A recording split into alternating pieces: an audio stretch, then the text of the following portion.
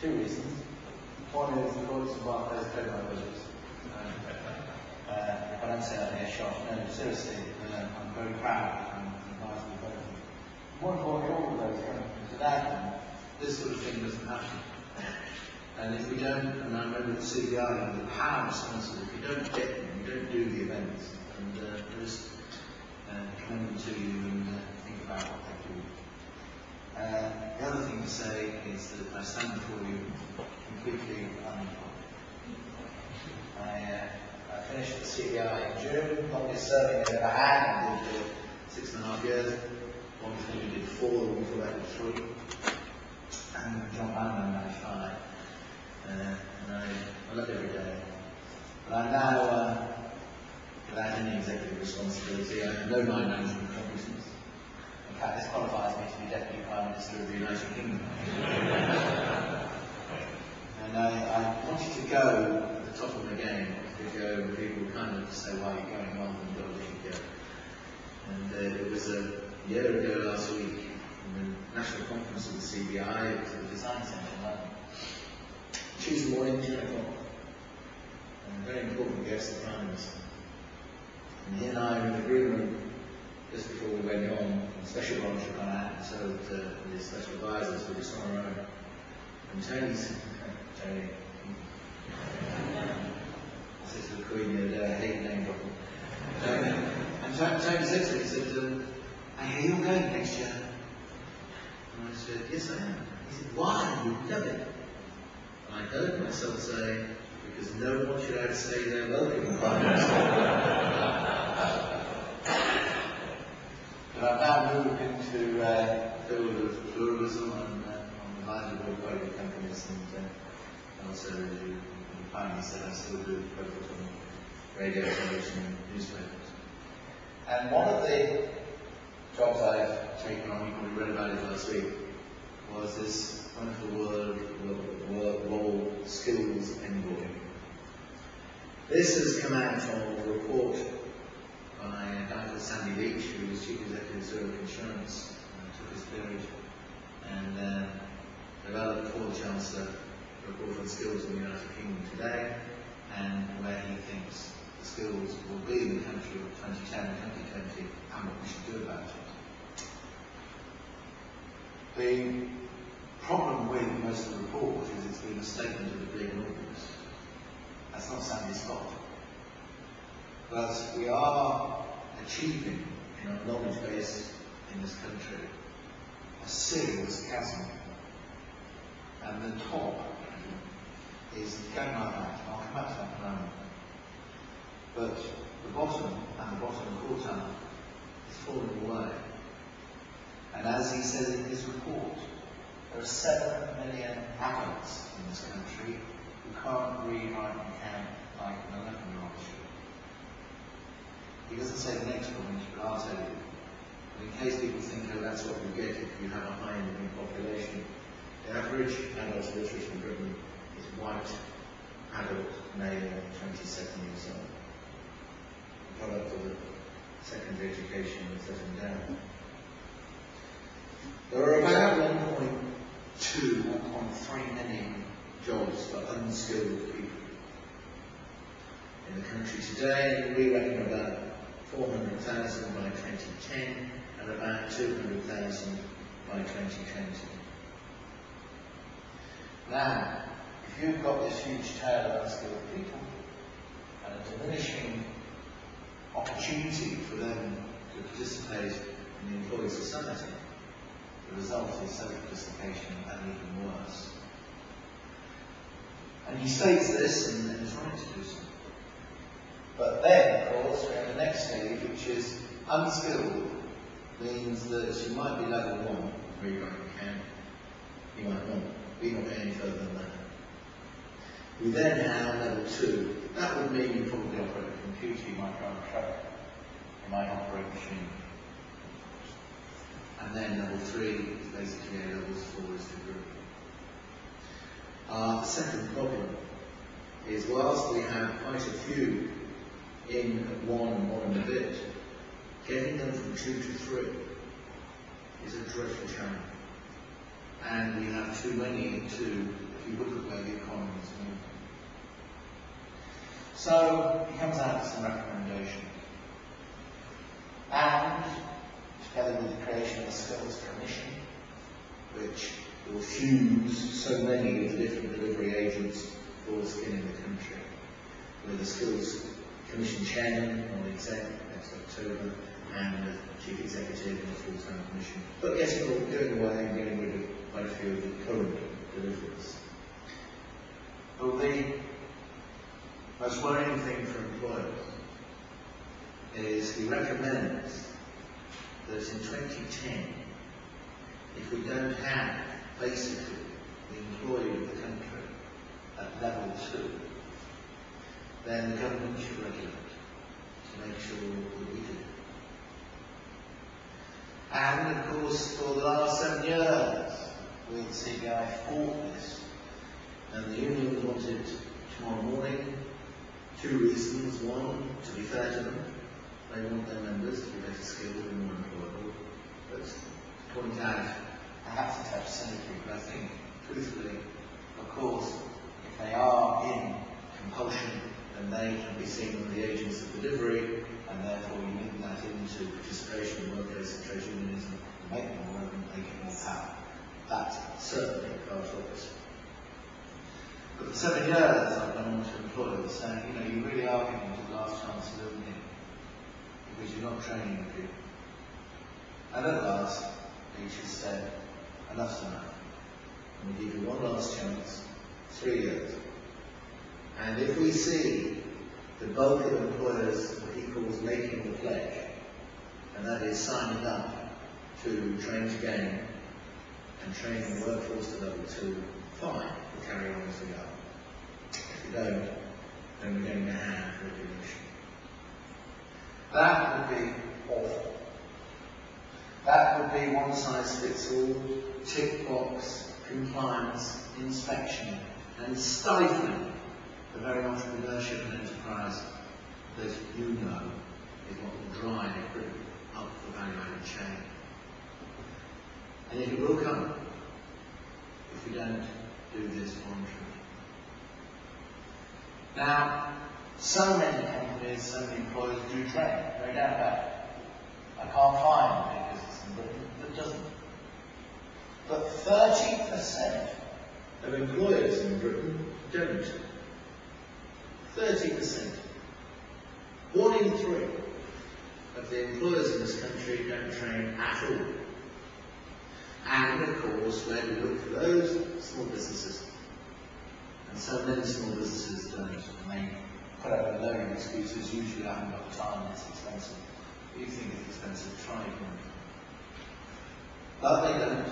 And so what is going to happen is, because we have this dearth of training in the workplace, in 3 years' time we're going to get regulation affecting every business. You just imagine the cost, and the sheer frustration, and value destruction of that will bring. So the Chancellor came up and said, that's almost as bad as Tony said, isn't it? The Chancellor came up and said, would you like to, because I've gone on about this for 7 years, would I like to engage in the whole of this delivery? And they said, the last thing in the world I want to do is be inside the tent of government, because I believe it will be more relevant outside, becoming a little bit more legitimacy on the side of wealth creation. But yes, I would like to help in skilling the country. So we talked about what to call me, and of course he said, everyone's going to call you a skills czar. And I said, yeah, no, but I'm not going to call myself one, because czars end up in dungeons with bullets through it. And I think skills M would be a better idea, because what this is about is actually on behalf of employers moving to the workforce, trying to get a message across. And I said, by the way, I don't want paying for it. The lawyers have been kind enough to say that half of the time I do for them, I can do for this. And I'm grateful to them for that. But if you don't take the king's shilling, you have the right to walk away. You also have the right to criticise. But we've got 3 years. And we're in the last chance to do anything. And why do I want to criticise? Well, I think Sandy Lee's done a good job. But the problem is, most employers And indeed, well, you would say, so what you're really saying to me is you have an education system, a secondary education system, that delivers half the kids at 16 who take GCSEs not getting grade C or above in English and maths. And they're the ones who take it. And you're going to say, they come into the workplace, and you want us to be government's children, 11 years of full-time education, and the little darlings can't read or understand. And they move into our workplaces, and we have got to this whole children's responsibility. I thought that's what we paid our taxes for. I think they're absolutely right. And if you go to most colleges in education, whatever that, they will say to you, we take these 16-year-olds, they come into some form of further education, usually vocational, and that's a good thing. What do we have to do? The first thing we do in the autumn term? Teach them to read, write and count. What a waste. Money, time, effort, energy, application to do schools differently. So I have the intention of constantly kicking this government to make sure that we get a better product out of our scholastic system. At the moment, they stop teaching kids to read and write at 12. So you go into years 13, 14, 15 and 16 with whatever you had at 12. So what's wrong with saying, well, at 13 you still can't read and write, okay? You're going in carrying on, and at 14, and at 15, and at 16. And if all you do is leave school with level 1, so that's not what you need to do with at the moment. But we are where we are. And there's no use in just saying on that basis we are not going to play this game. Two reasons. One, self-preservation, because they're going to do it for us and make us do it in 2010 if we can.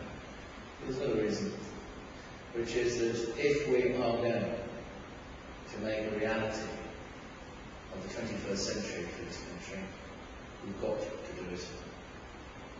And hopefully the next generation will be coming out of school better, but there will be this current generation, if we don't actually do something about it, regardless of what's in wrong, society and the price in this country will fall behind greatly.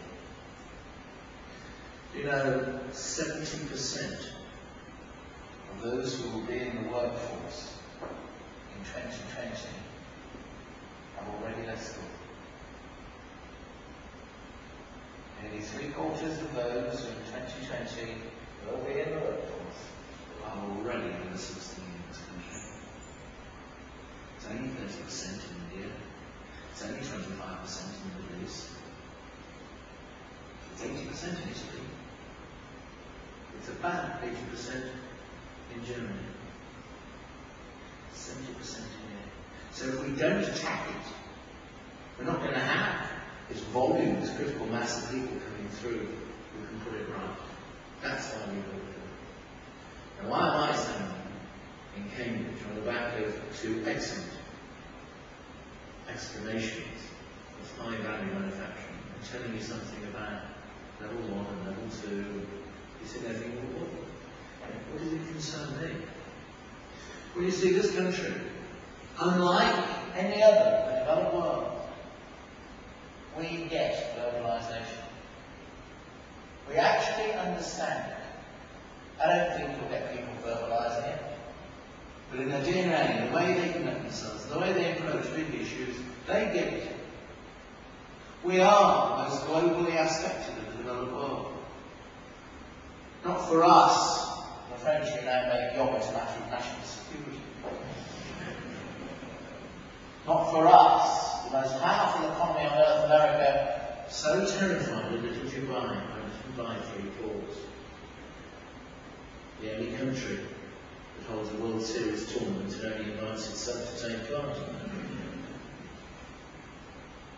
The country that invests more in China than any other, in absolute terms, not per capita, in absolute terms, Britain.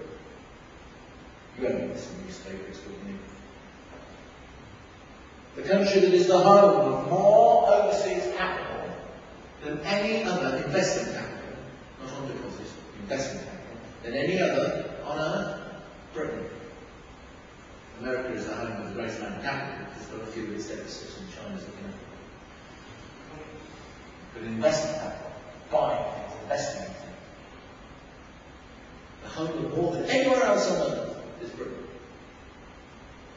We do immigration better than any other nation of the developed world. We could do it better. But we're very good at it. We always have been. For instance, an investment bank in London that didn't know its origins, an Eastern European Jewry, came here to escape persecution, bought the family, worked hard, lived in peace, made a few bob, made Great Britain great. And today, we have the financial services industry in the city is the biggest investor on the planet. It used to be Manhattan, a horrible prison now. If you look at my hometown, Birmingham, still makes half the costume jewellery in Europe.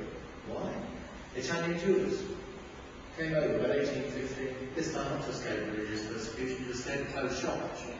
Unless you roll your trousers over the blanket in the end, you can't do it. Came to Birmingham, free open city, brought the family and the kids, worked hard, made a few more.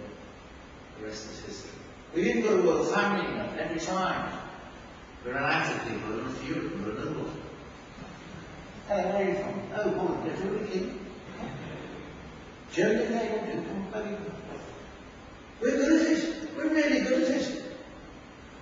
At the moment, we're seeing the Poles come here. Without them, you wouldn't have your houses built, your fruit picked.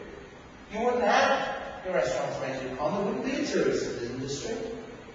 They work hard for above minimum wage, but definitely for lower wages, which means it keeps a cap on inflation, which means your mortgage costs us money.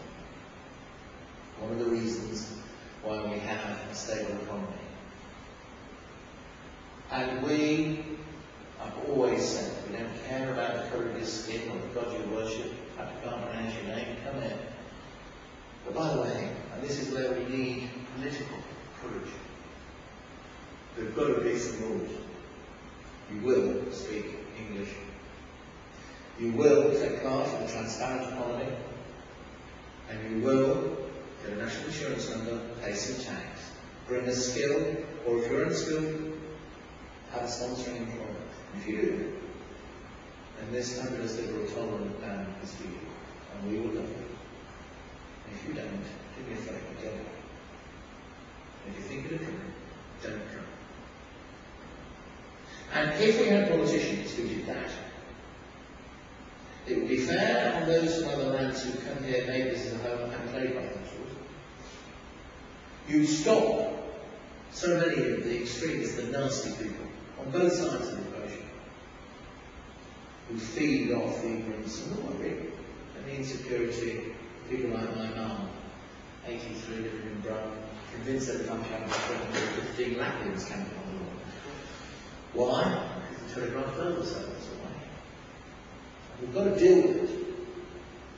But if you see globalisation as this shift in manufacturing and service provision, in this movement of capital around the world, and in the biggest migration of peoples the world has ever seen, the one developed nation that gets it is us. Do you know what Japan have done the other week? The second biggest economy on earth, the home of so much innovation.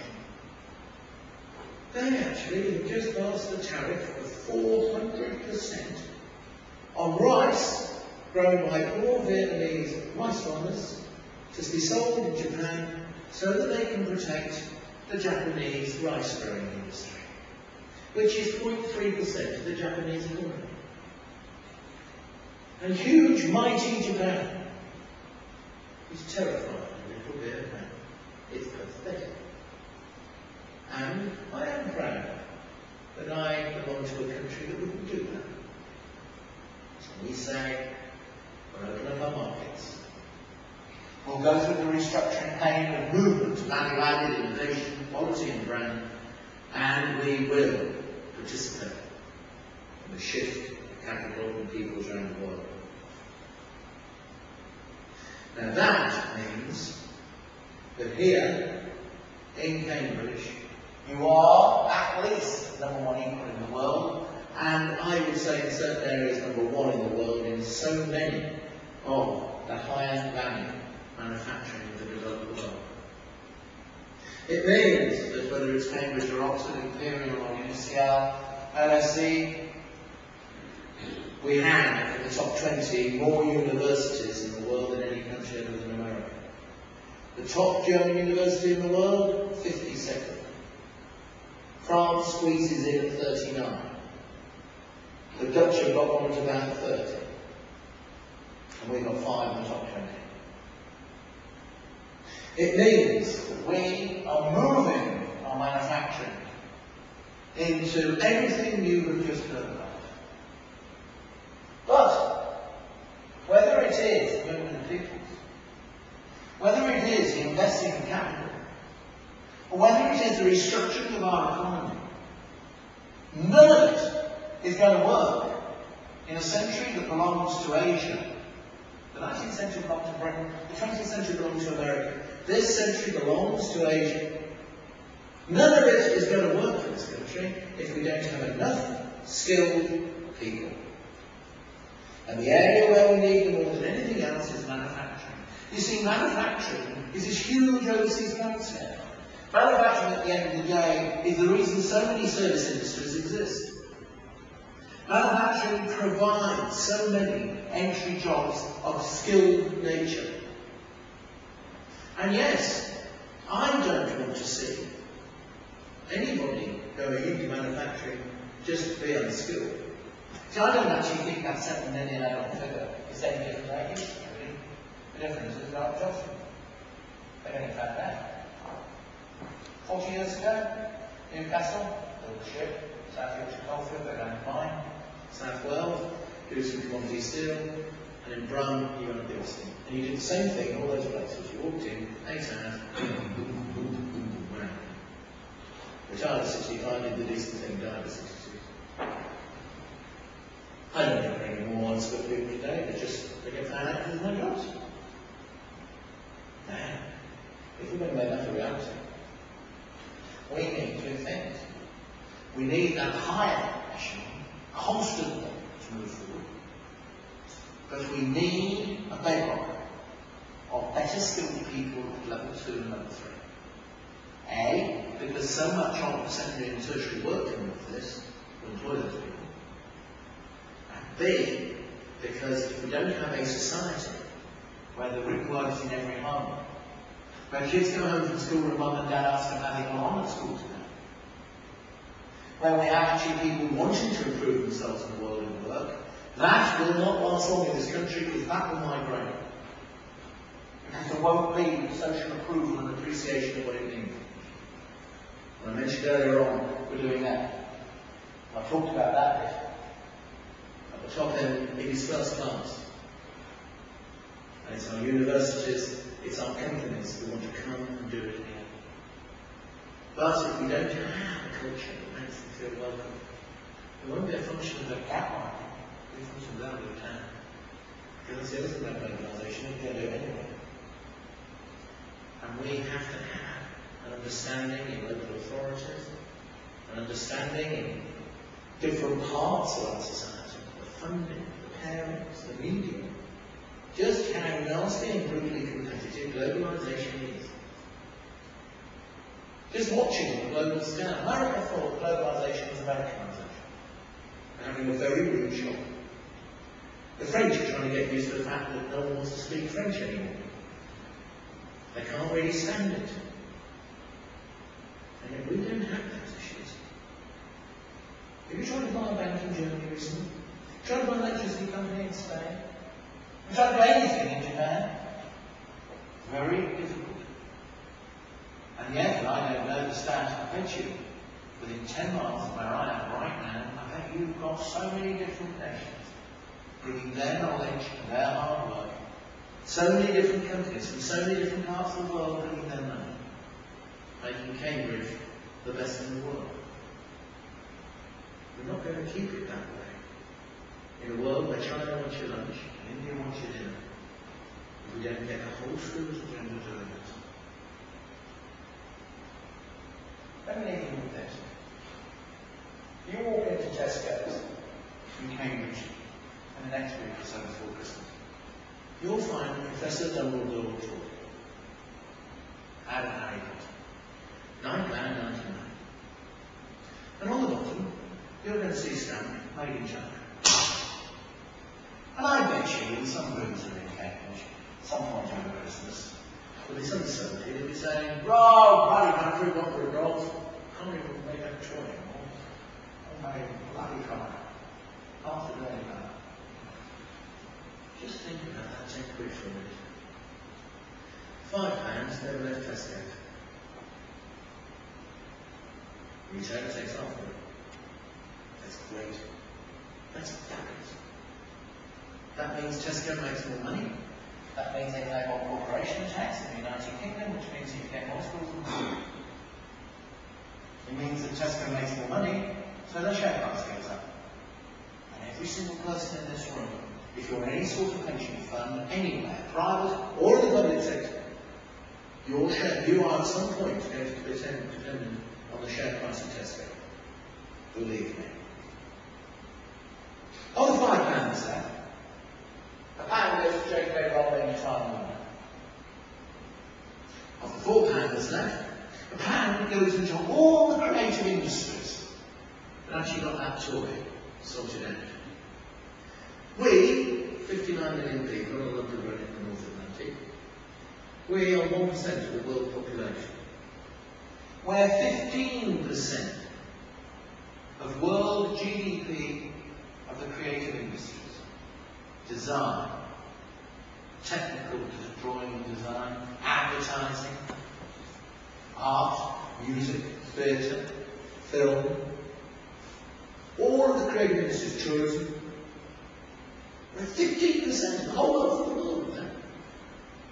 1% of the population. £1 of that 10 quid for Harry Potter's little toy goes on there. £1 gets that toy from Middle China to Tesco's and Cambridge. And 70% of the logistic companies in the world headquarter themselves in London. They insure their risk in London. They raise their on-the-water capital in London. Of the £2 left, £1 goes into all the kit that makes it. That will not be British. It'll probably be Japanese, won't be Italian. Certainly not Chinese. Yet. And of £10, you and I go and spend on a toy made in China, in Tesco's and Cambridge, £1 found its way to China. And a bag, £7.50 or £8, never left Britain. And that is globalisation. And that is where you want to put commodity manufacture. You see, making toys is commodity manufacture. The only reason it's made in China is it's where it can be done most cheaply. There is no skill in banging them out. The clever stuff is in all the other aspects of that product, and virtually all of it is in Britain. We've made the transition to a value-added economy. If you look at virtually everything we've just talked about this afternoon, it's completely the other way around. It doesn't go and find the cheapest place at all. It goes and finds the cleverest people. And then it goes and finds the money. And actually its market is third, maybe fourth, because you can sell it anywhere. And the very things that you don't look for in commodities are the only things that you look for in high value manufacturing. And the one country that gets it is us. So when you hear people say we don't make things anymore, you couldn't be more wrong. You are entitled to say we don't make things anymore with unskilled people. You are entitled to say we don't make things anymore solely on price. But does manufacturing matter? In 21st century Britain, you bet it does. Thanks very much.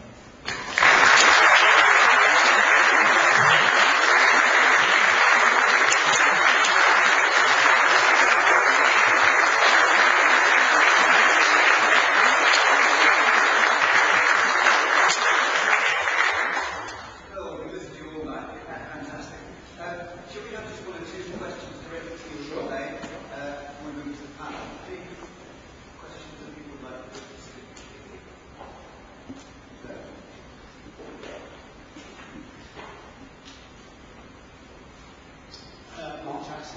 broadband. Digby, where does your position as the skills envoy lie with the forthcoming change of government? Next.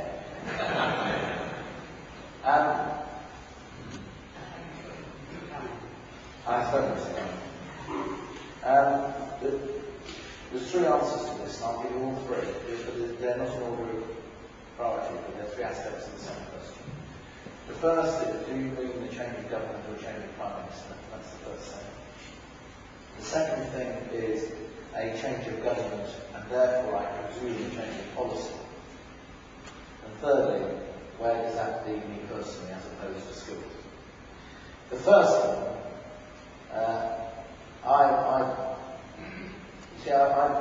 I believe that what you've seen for the last, certainly the 7 years I did the CBI job, is Tony Blair's run the country, Gordon Brown.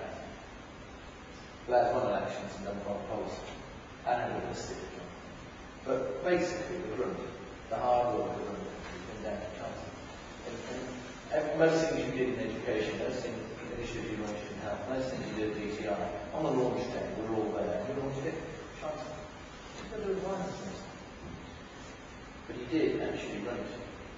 So his move into number 10, if it happened, I think this is soon to grow, went on to any of this of the schools agenda at all. I think you'll see, I don't know by the way, but I think you'll see fundamental shifts in the way that ministers do things. I mean, I read the newspapers today, someone said if Brown knows that number 10 will abolish the DTI. I genuinely do not know either, anything more than you. But my opinion would be that you could release some value out of that and get more bang for the taxpayer's pound if you actually created, I don't know how you would call this, but the whole, everything this is about, where the DTI should be. Workplace regulation is done in my opinion. There's a compliance issue in workplace regulation, but it's not a new place for it to go. You've got a chancellor who's on record at the TUC conference of saying that the working time directive belongs to McKinsey in England. So you're not in that field. So I just wish using it's never going to be relevant in the 21st century. They should be giving people like me a hard time on skilling their people, hard time on pensions, not a hard time on wanting secondary picketing back and wanting to work for 31 hours a week. You see Volkswagen every week who had this brand new deal with their unions in Germany that agreed to go from 29 to 31 hours a week. They wonder why they don't want to home. So I think the first thing you'll see is you'll see a shift in emphasis of where the money is spent in manufacturing. Can I call the word support? Surely if that means you keep money, I don't mean that money facilitations. The second thing would then be general election. I think the earlier Brown goes for that, the more chance he has of success. The longer he goes on, Cameron inviting his heels, giving him a hard time every Wednesday. And, Gordon doesn't do criticism very well. And he really fundamentally dislikes being told he's wrong. And Prime Ministers are told they're wrong every minute, every day, and criticised all the time. Successful chancellors of macroeconomic stability can afford to avoid their economy. It's going to be fascinating to see that transition.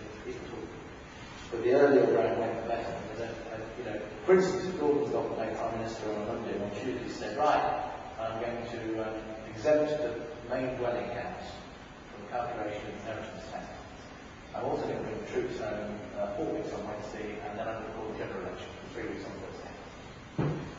He completely wrong to Cameron, and what's more, he reached out to England and sought out his cabinet. And the guy will win the general election. But that causes something else that Prime Ministers need to have, which is brought. And then brought in, that is in number 11. So, that was a political joke about Ada. I think I'm not telling political jokes, because I said he gets elected. So, as it goes on, he will be forced to attend to what I could call obviously the matters of state, unless the grinding in small bits about the implementation of the skills agenda. It might be the implementation of health reform, but it's perfectly still. And therefore, where does that find its home? Where does it find its drive? Because at the moment it is number 11. But as he goes on and he's facing Cameron, dealing with it every day, he's dealing with all the things Prime Minister has to do, which has got nothing to do with what you and I want. Where do we find the big clunky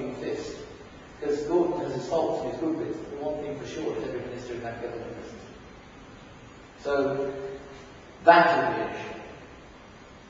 If Cameron becomes the Prime Minister, then I hope I get, not my personally, but the initiative gets payback for one very important thing that I said at the start. This is, they want me to report to all of them, I said no. They said, will you report to Johnson in Education? I said no.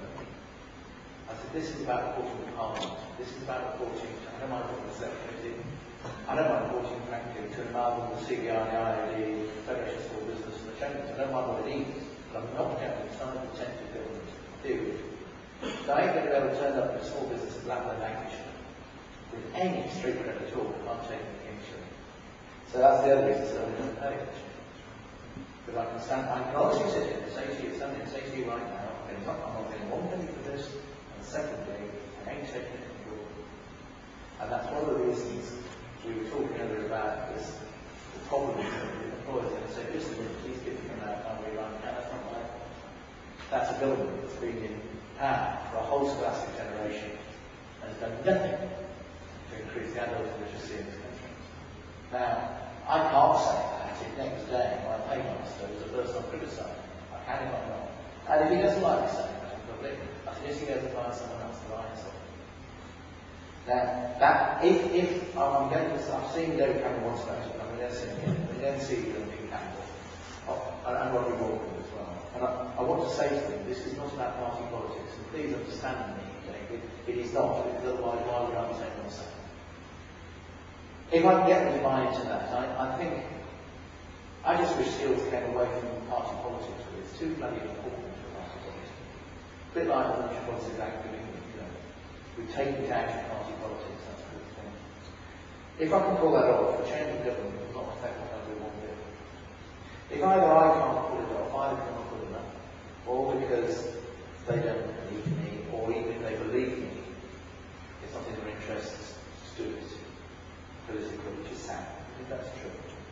Then, when the government changes, if it changes and when it changes, then they might want to turn around and say, all these envoys and bazaars and commissioners and everything else, I don't know what I'm saying, Scots, pardon me, you know, A, I'll go and find another race in the country, and B, I don't need to. It's how I changed the CBI. When I ran the CBI, it was full of people who were using it as a stepping stone to something else, and I said, well, I'm here for the reason. If you don't like it for me, you are paying me about a third of it, you know, so it's well on so I'll just go. So I would hope that wouldn't happen, but if it did, I don't know. And then lastly, for me personally, is that I wanted to do something. I don't want to go into party politics personally. I'd be resigning of anyone. See, my politics haven't changed since I was 18 and I'm 51. But every now and then the party keeps coming in, staying and going out again. And they all live for a bit of time, it's nice space, and they go off again. And I'm not letting mine go straight off. I'm finding that, you know, 5 years time will clear off. So I would be saying the wrong thing, I wouldn't be carrying party lines. I was afraid to have 3 parties actually before the general election. I go into politics. And to one, I said, why? And they said, well, you're a good communicator. And I said, so you have, I won't say which one, because it was very wrong. I said, you have me on News 90 and John Prescott to you. Rather than to a bucket of nuclear waste, so to speak. And to another one, you know, I said, you have me on the race issue, which you can tell, I've been on my immigration views, and that can go down well in 7 oaks and private horses. I wouldn't be suitable. If it was possible to do apolitical and apolitical job, where you can help the country in something like trade, I'll do it. And that was the plan really. Pat and I had no kids, we would have died fulfilled, wouldn't we? So that's what I do. But that's where it would lead me personally. Now you see, there's another reason I can't be a party politician. I'm just giving you a wrong answer. Well, can I suggest... There's one more there. No, please. Thank you on the... that's in my right, which is your left.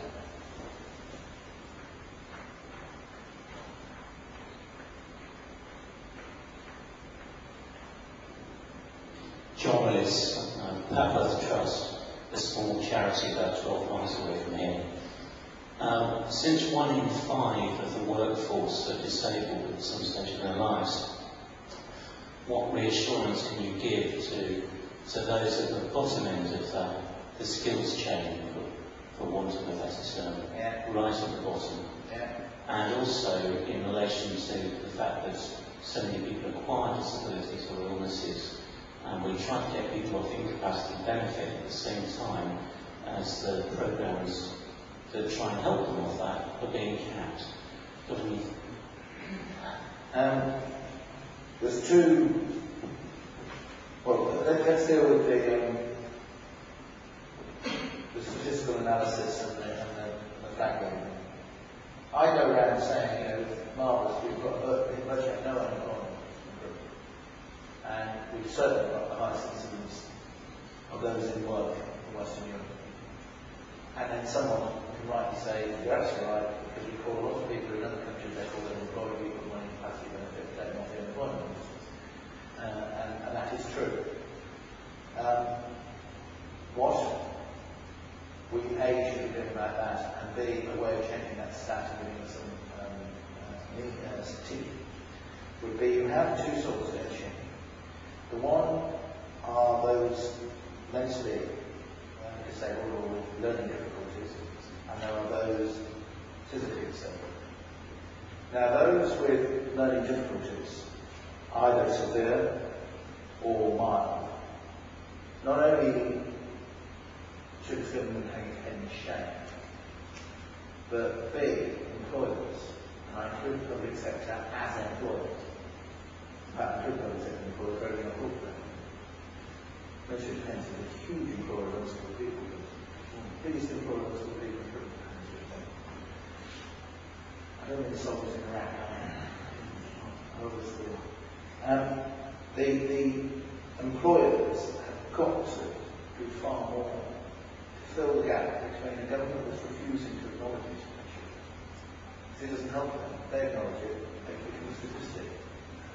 And, just like the charity. And charitable organisation, I did one down ambassadors paying capital project notes. And they become sort of all but the gap is about employers. Now you do it two ways. You probably do need regulation, you probably do need a bit of stick, you need to have a ratio and compliance, of course you do. But you really make a difference if people buy into it. And moving secondly on to physically disabled, the buying into it is what it's all about. One of the best, most fabulous members of the CBI are very cool. And they were great. I used to go and visit them, and I used to come away so much more heartened. I mean, for those who don't know, they've got a lot of physically disabled people all over the country. And it's wrong to say they're making simple things. They're not making stuff for JCB and Jaguar on arm's length terms. It's fabulous. But why is it that when I see someone come in a wheelchair, my own prejudice is I immediately think they're stupid. No other reason than they're different to me, and they're at a disadvantage, and all my innate nasty bits come out. Now, I acknowledge that, and I like to think I do something about it, but I'm not like most people. So what we have to do is at the workplace, in the high street, in retail, just change this. And no amount of government legislation and no amount of money sorts that out. That has to be just a change in the way people think. Now, the change in buildings, very good example. Loads of people at CBI, 2 or 3 years ago, we have a good go at it. Why am I not coming out fighting to stop the government passing all these laws to put in wheelchair ramps and lift hurdles and all that stuff? It's expensive and everything else. I said, talk about implementation. You need an extra 6 months to do it. You can't afford it now. Fully understand. And, you know, you're told to put in a ramp. So you go and put in a ramp, and the inspector ticks the box, you put in a ramp. And what a fool. Because the bloke comes up in his wheelchair, and the door opens this way. Shoot, straight down the ramp. That, you know, he's done what the rules say, but no one's used it. And after a while, if you get people thinking disabled and how it is, then what you do is you make it easier to employ. You make the consumer understand it more. And then you have the right in the world to say, not if you want, to say, let's go and kick government's ass, give crime back, put the money out, bit by bit. Trying to shift it onto the private sector. If they wish to shift it to employers through the public sector, I'll meet them halfway. If we don't tap into these people as employees, one, in a changed world where people like buying products and services of companies to show they reach out to all parts of society, you actually diminish your attraction to the consumer. Two, we ain't got enough skilled people. I've been talking about that for the last half hour. And there are so many disabled people who are seriously skilled. Or, more importantly, for teenagers who are disabled, who have the potential to be skilled. Now, that is where I think we should ask government for money, and lots of it. But the government, I always believe, governments actually cannot create a penny of wealth ever. All they can do is create environments which other people can't. And on that basis, I want their money to facilitate. I don't want their money to give it me in lieu of grant. Because if you do that, what are you going to do when money runs out? Do it again. What you've got to do is build a facility where disabled people grow and grow and grow. And then frankly, where's the difference? And you turn the next one through. So, tapping into the skills reservoir of disabled people, getting learning difficulty disabled people off the register and into meaningful work. Well, I like what it is, off the register and into paying tax, earning some habits, making a contribution to society, feeling needed, feeling wanted. Fabulous thing, something we all have and take for granted. If we can do that, then what we actually achieve is a more well-created society, a more socially inclusive society. And then they're off government back, they're off government back forever. So, does my skills agenda go there? You'd better this. I'll tell you where else it's going to go, which is not the question. But it's one you're going to ask me anyway. And that is prisons. 75,000 men in prison, of whom 90% are under the age of 30, of whom nearly all of them can't read, write and count. Most of them go in on drugs. And I don't know where you came from tonight, but I came from back streets in Longbridge, and often I think they're the grace of God go away. Now, if you go to the Reading Young Offenders Institution, increasingly folks, and the new government very good. The Reading's the one I know very well. Transco are down there, and they take these kids out, age about 19, 20. And they actually say, we are going to get off drugs, so they're going to get you to rewrite and count, and they're going to teach you to be a gas fitter. And when you've done that little bit, so they're going to take you out every day, you're going to work in the gangs, on the road, smelling the gas pipes, and going back inside at night. You've gone, that's it, finish. And we promise you one thing in return. So when they go back to the cells at night, these kids are told, you know about a job, you're controversy in life. It's actually telling a kid at 19 it's a controversy as well. There's about 10% of the prison population are equal classes, which should never come out. About 90% practically you or me. And these kids, we promise you one thing, there'll be a job for you. Promise you a job. And they come out, and actually the day they come out is like yesterday, because they were out yesterday working. And then they go, usually, there's a home, and the evil men start saying, well, you know, they can night sniff this. So instead of that, company hospital, boardroom, all that stuff, gradually integrating society, their reoffending rate, and we reckon an active reoffence costs human being about 250,000 quid. From the damage they do, the nick car, the fight, to the police time, to the custody cost, to the criminal judicial process, to prison for another 6 months, is about £250,000 every time. If you do it the way I've just done it, it is the most inordinately expensive way of doing it. The reoffending rate is 8%. 92% of them stay in work for the rest of their lives and never trouble Her Majesty's justices again. If you do what we do most of the time right now, which is leave them there, the old government fellow told me, he said, I've got 100% record check. I said, what's on reoffending? He said, no, never escape.